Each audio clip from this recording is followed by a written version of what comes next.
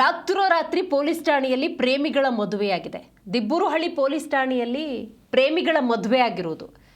ಶಿಡ್ಲಘಟ್ಟ ತಾಲೂಕಿನ ದಂಡಂಘಟ್ಟ ಗ್ರಾಮದ ಪ್ರೇಮಿಗಳವರು. ನೋಡಿ, ದೃಶ್ಯದಲ್ಲಿ ಬಹಳ ಸ್ಪಷ್ಟವಾಗಿ ಗೊತ್ತಾಗ್ತಾ ಇದೆ. ಪ್ರೇಮಿಗಳ ಮದುವೆ ಪೊಲೀಸ್ ಸ್ಟೇಷನಲ್ಲಿ ಆಗಿರುವಂಥದ್ದು. ಶರಣ್ ಕುಮಾರ್ 25 ವರ್ಷ, ಶ್ರೀವಲ್ಲಿ 23 ವರ್ಷ. ಇವರೇ ಆ ಪ್ರೇಮಿಗಳು. 3 ವರ್ಷಗಳಿಂದ ಪ್ರೀತಿಸ್ತಾ ಇದ್ರು. ಈಗ ವಿವಾಹ ಜೀವನಕ್ಕೆ ಕಾಲಿಟ್ಟಿದ್ದಾರೆ. 2 ತಿಂಗಳ ಹಿಂದೆ ದೇವಸ್ಥಾನದಲ್ಲೂ ಕೂಡ ಈ ಜೋಡಿ ಮದುವೆ ಆಗಿತ್ತು ಅನ್ನುವಂಥ ಮಾಹಿತಿ ಇದೆ. ಪೋಷಕರ ವಿರೋಧದ ನಡುವೆ ಅಂತರ್ಜಾತಿ ವಿವಾಹವಾಗಿತ್ತು ಈ ಜೋಡಿ. ಮದುವೆ ಬಳಿಕ ಯುವಕನನ್ನು ಎಸ್ಕೇಪ್ ಮಾಡಿದ್ರು ಅನ್ನುವಂಥ ಮಾಹಿತಿ ಕೂಡ ಇದೆ.